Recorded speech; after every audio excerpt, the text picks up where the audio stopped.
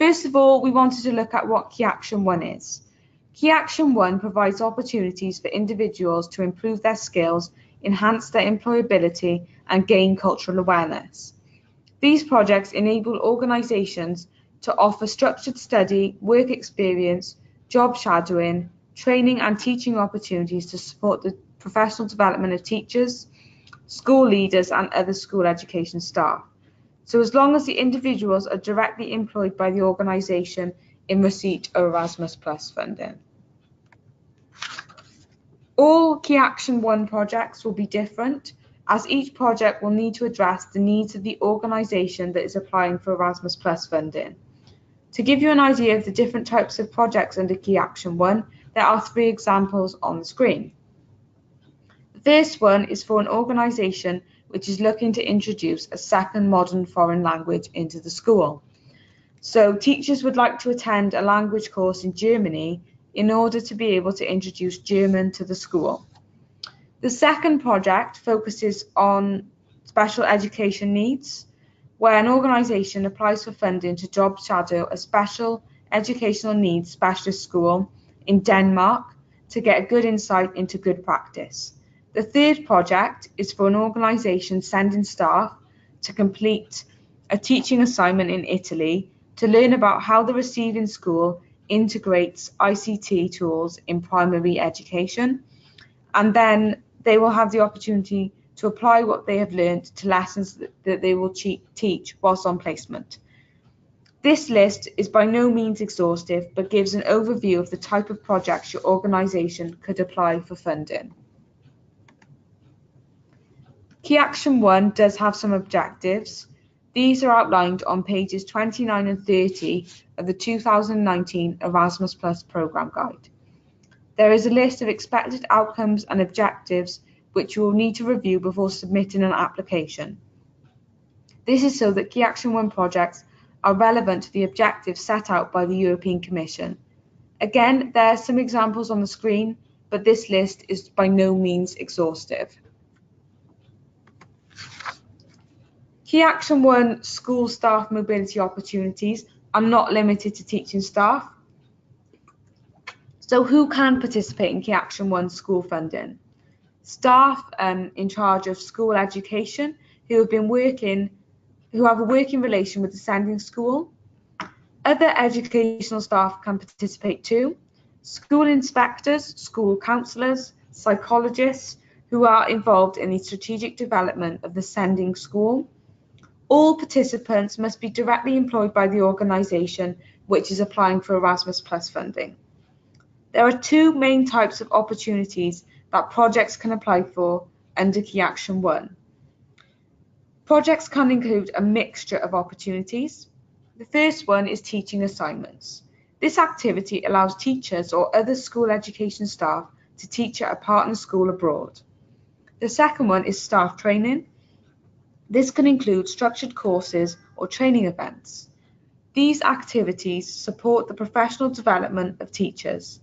Job shadowing is also an option, which provides an opportunity for teachers, school leaders and other educational staff to spend a period of time abroad in a partner school active in the field of school education. Under Key Action 1, activities can only take place in another programme country. These are listed on the screen now. This information can also be found on page 22 of the 2019 Erasmus Plus Programme Guide. It is important to note that for Key Action 1 school projects, activities must be transnational and therefore domestic travel is not eligible, i.e. UK to UK. So how does it work?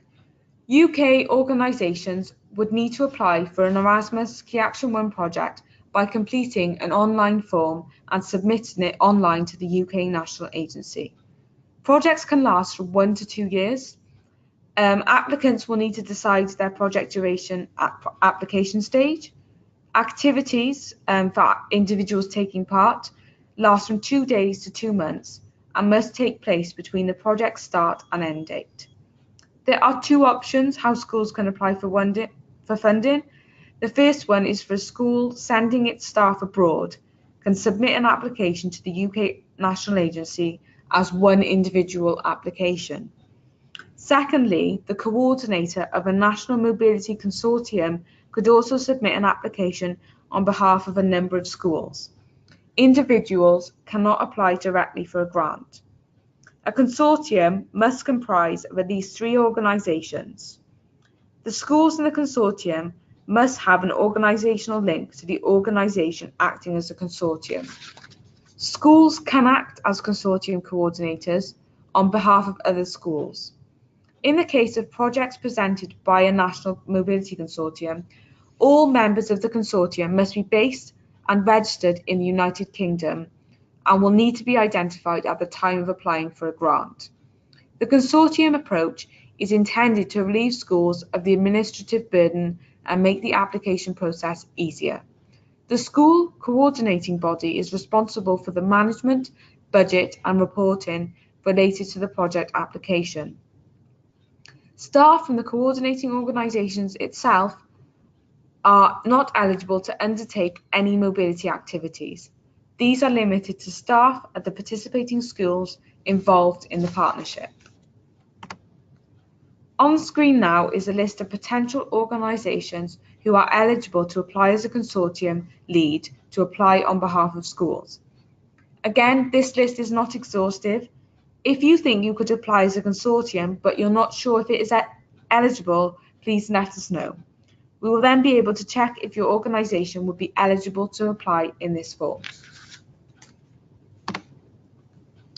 When schools apply for Key Action 1 funding, under Key Action 1 School Staff Mobility, organisations will be able to apply for funding from the different budget categories on the screen now. For full information regarding the different budget categories, please see pages 67 and 68 of the 2019 Erasmus Plus Programme Guide. Organisational support, travel, individual support and course fees are all unit costs. Therefore, they are flat rates and lump sums of funding calculated on a per participant basis. Special needs support and exceptional costs are actual costs. Therefore, if you are thinking of applying for these 2 budget categories, full justification will be needed for the costs you are waiting to receive funding for, as well as an estimate of how much funding you will need.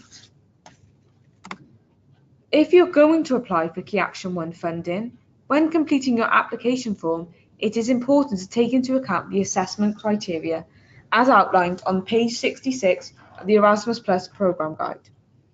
Applications will be assessed against the above criteria. We also recommend that you keep an eye on our website and our newsletter, as the Guide to External Experts will also be published there. This guide will provide further detailed information as to how your application will be assessed. So now we're going to look at how you prepare to apply for the application and the things you will need to do before completing the application form. In order to be able to apply, your school will need to register on the participant portal to obtain a participant identification code. This is a unique number for your organisation, and you will need it when completing your application form. If your school has taken part in the past in international activities or has applied for funding to do so, your school will already have a PIC number. Only the person that registered for the PIC will have access to the participant portal for your organisation. And therefore, if you do not have access to the login details, you will need to contact the European Commission directly. Please check if you have access to your PIC as soon as possible, as amending details can take some time. We will be sending the slides out after this webinar, so you will have access to all the links that are shown. If anyone has any questions as we're going along, my colleague Irena is on the questions facility, so she'll be able to answer your questions. Once you have access to your PIC or the participant portal, you will need to upload these 2 documents: the financial identity form and the legal entity form. Please note that the financial identification form will need to be either stamped by the bank or include a bank statement. The bank statement can have any sensitive information redacted. However, we would need to be able to see the name of the organisation, address and bank account on it. You can find further instruction on how to complete these documents when downloading them. On the screen, you have a list of the documents that you will need to submit or upload before application, or at least at the time of submitting your application form.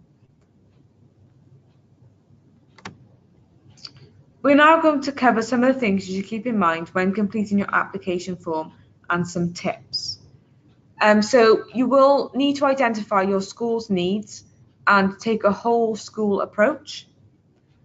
We do strongly recommend that you access the national agency's support and guidance that we provide, that you also refer to the eligibility, quality and budget rules, that you include all key information in the application form. Ensure that your project is achievable and all of the aims set out can be achieved. Start working on the narrative aspects of your application as early as possible. When completing your application form, you will need to address all the questions asked in order to provide enough information for the assessors to fully understand your project. You can now see on the screen some of the points you might want to consider when preparing to write your application form. So we would strongly recommend that you think about all the things that are on screen. Again, these slides will be sent out when we have, in the next few weeks when we've completed the webinar, so you will have access to all of this information. On the screen, you can see some of the advice we give to prospective applicants based on common feedback that the assessors have given in the past. So we say give as much detail as possible, keep it focused, use the STAR method, link the activities back to your project objectives, demonstrate good value for money, make sure you proofread the application form, and demonstrate that the project has been planned as a whole. Give a breakdown of the activities to be carried out and the preparation that has been carried out or will be carried out. Project activities to be carried out within the school to maximise the impact of the funding, and any other things you can think of that will demonstrate that you have planned your project well.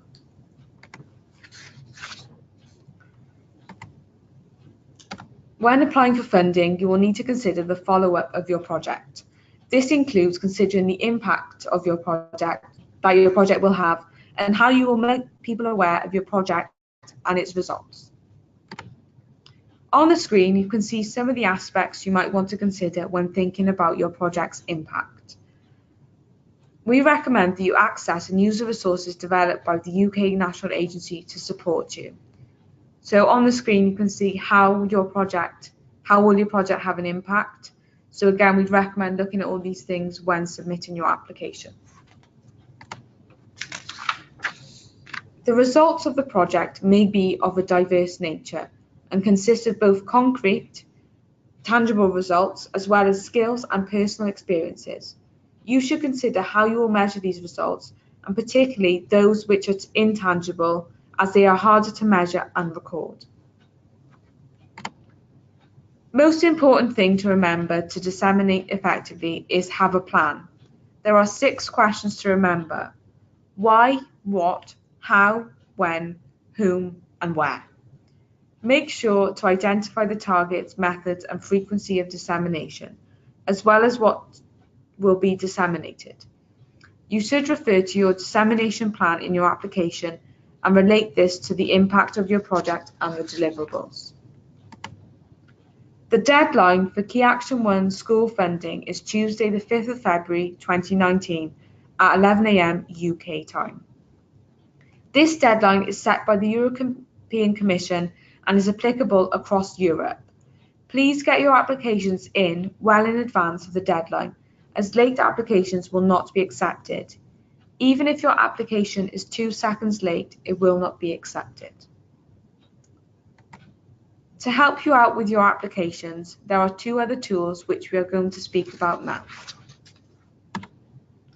Firstly, there is a European portal called School Education Gateway.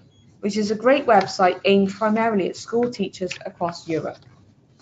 There are 3 tools which are most relevant to Erasmus+. You can see these on the screen now. So yeah, you will have access to those links, and there is the website provides clear information on educational initiatives across Europe. Existing eTwinning logins can be used to access the school education gateway. eTwinning is a free online community for schools in Europe, which allows you to find partners and collaborate on your projects. eTwinning is active in over 43 countries and 25 languages. Over 300,000 teachers are registered on eTwinning. There is no application process, and it is a safe environment to help you find partners. eTwinning complements Erasmus+ extremely well, and you will be asked to comment on this in your application form. You can use eTwinning to start to collaborate and grow and extend your school project. You can also use it to prepare outgoing staff and as a tool for impact and dissemination. Europass is a way to recognise the skills learned and acquired by those taking part in a mobility activity, and it is free to use. It is formed by 5 different documents that make these skills and qualifications easily understood across Europe. So what should you do next? Access the application forms for school staff mobility. These are not yet available, but we will make them available on our website as soon as they are available. You can also keep an eye on the link provided in this slide to check when they become available. To conclude, I would like to remind you of the support the UK National Agency will be offering in the run-up to the Key Action 1 deadline for schools. To apply for funding, you will need to complete and submit an application form in advance of the deadline. Please review the video, How to Complete the Application Form, and also review our application guidance, as these documents are extremely important for supporting you through the application process. We are also offering a range of half-day events for Key Action 1 staff mobility applicants, where they will have the opportunity to get support when completing their application form. We will also be running a series of one-to-one support calls where we will be able to answer any project or application specific queries. Just before we finish this part of the webinar, we would like to ask you to provide some feedback.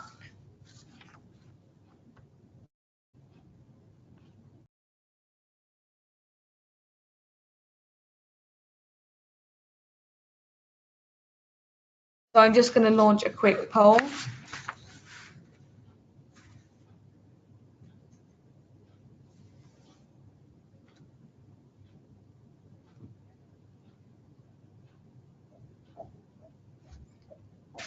Okay, thanks for that.